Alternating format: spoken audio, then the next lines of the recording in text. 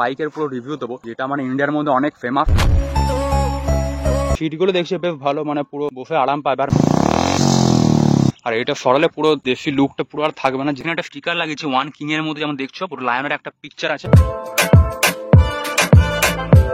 Hello guys, welcome back to new video. আজকে একটা বাইকের পুরো রিভিউ দেবো, যেটা মানে ইন্ডিয়ার মধ্যে অনেক ফেমাস এখনকার সময়। যে বাইকটা হচ্ছে, এটা দেখছো পুরো রয়্যাল এনফিল্ড ক্লাসিক 350। আমাদের বেসিক্যালি তো এটা বেশিরভাগ আমার চালানো হয় না, বেশিরভাগ তো আমরা ওই পালসারটা দেখেছি ওইটাই চালাই।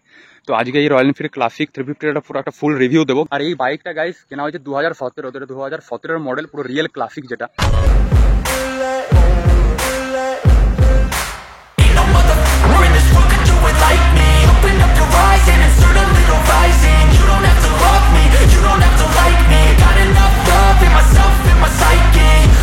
সবারই ফার্স্টে এটা দেখছো পুরো রয়্যাল এনফিল্ড ক্লাসিক 350।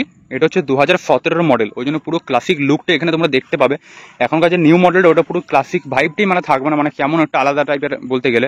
ওদের সব মিটার ফিটার সব চেঞ্জ করে দিয়েছে। যাই হোক, তো গাইস সবারই প্রথমে যদি এখানে ইঞ্জিনটার ব্যাপারে বলি, তো ইঞ্জিনটা হচ্ছে 346 CC single cylinder twin spark আর এয়ার কুলিং ইঞ্জিন। তো এইখানে তোমাদের ইঞ্জিনটা অনেক পাওয়ারফুল, কিন্তু একটা ইঞ্জিন পেয়ে যাবে 346 হওয়া সত্ত্বেও। আর গাইস ইঞ্জিনের আউটপুটটা যদি বলে দিই, 28 Nm টর্ক আর 19.8 bhp পাওয়ার জেনারেট করে। তোমরা এখানে একটা অনেক পাওয়ারফুল একটা পুরো তাগড়া মতো একটা ইঞ্জিন পেয়ে যেতে, তো যেটা এখনকার সময় আর নেই। এখন তো নিউ BF6 হয়ে গেছে। আর গাইস এই মডেলটা হচ্ছে BF4, বিকজ আমরা 2017 অক্টোবর নাগাদ করে নিয়েছিলাম, তো 2017 এপ্রিলেই BF4টা চলে এসেছিল। তার আগে যদি নিতাম জানুয়ারি ফেব্রুয়ারি মার্চ করে, তাহলে BF3টাই আমরা পেতাম। গাইস এখানে দেখছো আমাদের কালারটা হচ্ছে সিলভার, ফুল সিলভার। আমাদের সিলভারটা এই জন্য নিয়েছি বিকজ বাকি যে কালারগুলো গ্রিন ছিল, রেড ছিল, আর যে কালারগুলো ছিল ওইগুলো শুধু ট্যাঙ্কিতে শুধুমাত্র ওই কালারটা দিত, লাল গ্রিন যা হতো। আর বাকি যে শুধু সিলভার কালারটা যেটা ছিল ওইটা দেখছি পুরো মানে ট্যাঙ্কি পেতাম সিলভার। এই জায়গাটা তো সিলভার দেখছো, পিছনের লেগ গার্ড, পিছনের মাঠগার্ড গুলো, সামনের মাঠগার্ড গুলো সিলভার পুরো পেয়ে যেতাম। ওই জন্য আমাদের সিলভার কালারটা নিয়েছি, তো দেখতেও বেশ আরো বেশ ভালো লাগে। আর গাইস তারপর যদি টায়ার সাইজটা বলি, তো পিছনের টায়ারটা হচ্ছে 120 ডাইমেনশন আর ফ্রন্ট টায়ারটা হচ্ছে 100 ডাইমেনশন। আর গাইস এখানে যদি সিট কমফর্টের ব্যাপারে বলতে যাই, সিটটা মানে এত কমফর্ট, মানে খুবই ভালো, সেরকম কোনো প্রবলেম হয় না। তো অনেকে ভাবে যেমন বুলেট অনেক ভাইব্রেশন বাইক, অনেক আওয়াজ হয়, তো সেই হিসেবে কমফর্টও মানে কিছুই পাবে না, অনেক ভাইব্রেশন হবে। আমি তো চালাই বাইকটা, মাঝে মাঝে চালাই, তো সেরকম মানে কিছু মনে হয় না। তো বেশ ভালোই কমফর্ট পুরো পাওয়া যায়। যেমন দেখছো এইখানে যে মেন সকারগুলো আছে, এই দুটো এদিকে বড় বড় সকার পেয়ে যাবে। আর এখানে সিটের নিচেও যে বাইক চালাবে তার সিটের নিচেও দেখছো একটা পুরো সকার আছে। তো এইখানে দেখতেই পাচ্ছ সিটগুলো দেখছো বেশ ভালো, মানে পুরো বসে আরাম পাবে। আর মেন যে সিটটার উপরে ফ্যান বসে আছে, যেমন দেখছো এখানে সিটের ব্যাপারে কিন্তু গাইস কমফর্ট কিন্তু ভালোই, চালিয়ে যেমন একটা পুরো ফিল আসে, তো কমফর্ট তোমরা ভালোই পেয়ে যাবে। তারপরে লাইট যদি বলে দিই, লাইট সামনে একটা বড় মতো একটা হেডলাইট পেয়ে যাবে, যেমন দেখছো পুরো এটা পুরো ক্লাসিক একটা লুক দেয়, পুরো গোল মতো। তার উপরে একটা ক্যাপ টাইপের আছে দেখছো, পুরো স্টিলের, পুরো দেখতে এটা হেভি লাগে। আর এই সাইডে এখানে দুটো হ্যালোজেনের দুটো ডিআরএলস আছে বলতে পারো। আর তার নিচে এখানে দুদিকে দুটো ইন্ডিকেটার। আর ব্যাক সাইডেও একটা দেখছি পুরো রেড রঙের পুরো একটা বড় মতো ব্যাক লাইট আছে, আর দুদিকে দুটো ইন্ডিকেটার আছে যেমন।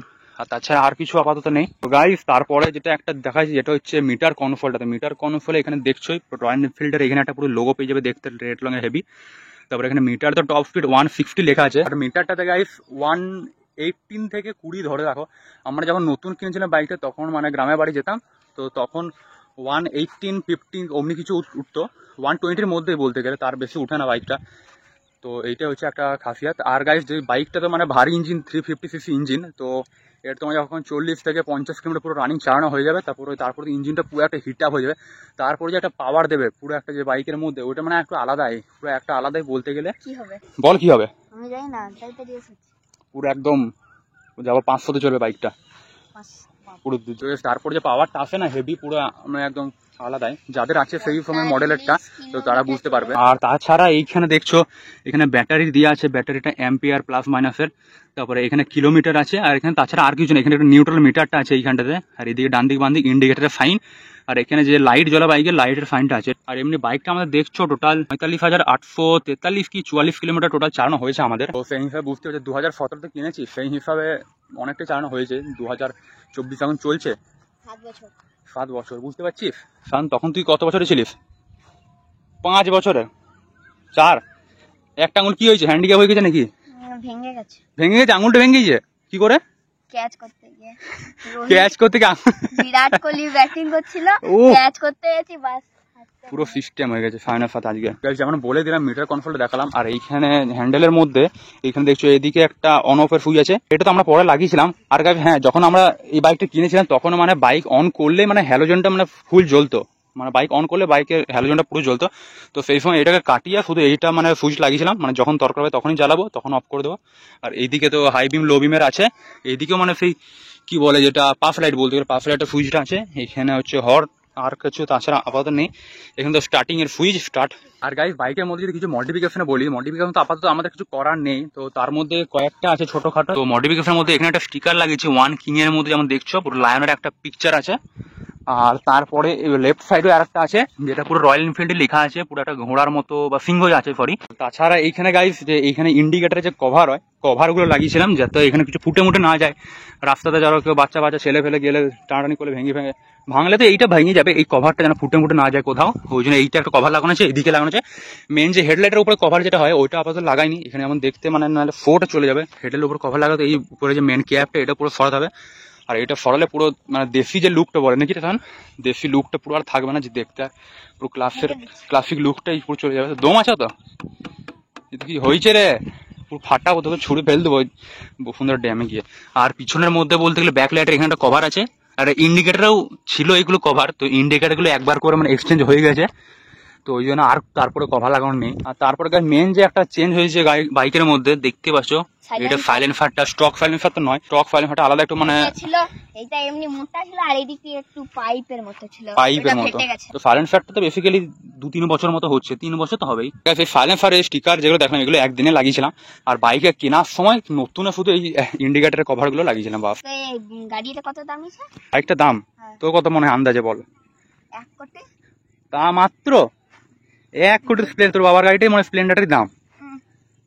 আর গাইস এটা 2017-তে কিনেছেন, তো তখন এই মডেলটার দাম নিয়েছিল 1,80,000 এর মধ্যে কিছু, 173 না 79 কিছু নিয়েছিল শুধু গাড়িটার দাম। তারপরে তো আলাদা করে এই লেগ গার্ড যেটা দেখছো, এই লেগ গার্ডটা আলাদা করে লাগানো হয়েছিল শোরুম থেকে, পুরো অরিজিনাল পুরো দেখছো বড় মতো একটা লেগ গার্ড আছে। আর এই সাইলেন্সারটা আলাদা করে পড়া লাগছিলাম। গাইস সাইলেন্সারটা প্রাইস মোটামুটি 7,000 টাকা নিয়েছিল, কি সাইলেন্সারটার নামটা মনে নাই। আর গাইস যেই রয়্যাল এনফিল্ড বাইক নেবে, একে তো বাইক হেভি বাইক হয় অনেকটাই, তো ওই জন্য লেগ গার্ড তো সব থেকে প্রথমে জরুরি। বিকজ যে রয়্যাল এনফিল্ড নিয়ে যে পড়বে ওর নিশ্চয়ই হাত পা তো ভাঙবেই, হাত না হলে পা তো ভাঙবেই এর ওয়েটটার জন্য। যদি তার লেগ গার্ড না থাকে, যদি লেগ গার্ড থাকে তাও হয়তো বেঁচে যেতে পারে। গাইস আমাদের এই রয়্যাল এনফিল্ড বাইকটা বুলেটটা, আমাদের বেশি একটা বুলেট বলে না, বুলেট হচ্ছে যেটা দেখি পাতলা মতো হয় বাইকটা, এই ক্লাসিকের একটু সরু, বাট মুখে মুখে বারবার বুলেট বেরিয়ে যায়।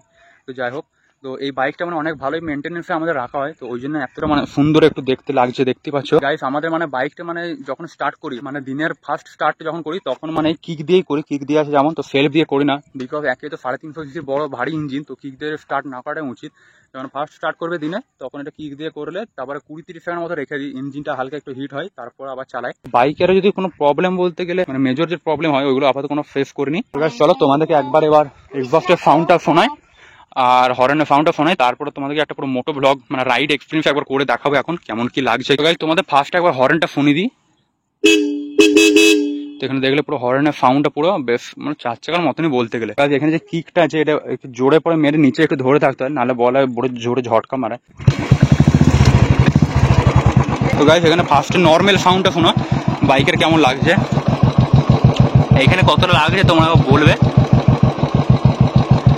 নর্মাল সাউন্ডটা শুনছো, ঢুকিতে মাথা ঢুকিতে এবার হালকা রেপ করে দেখছি।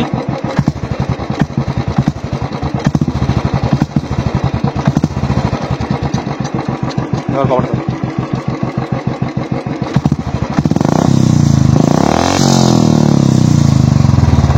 এখানে দেখলে পুরো সাউন্ডটা কেমন।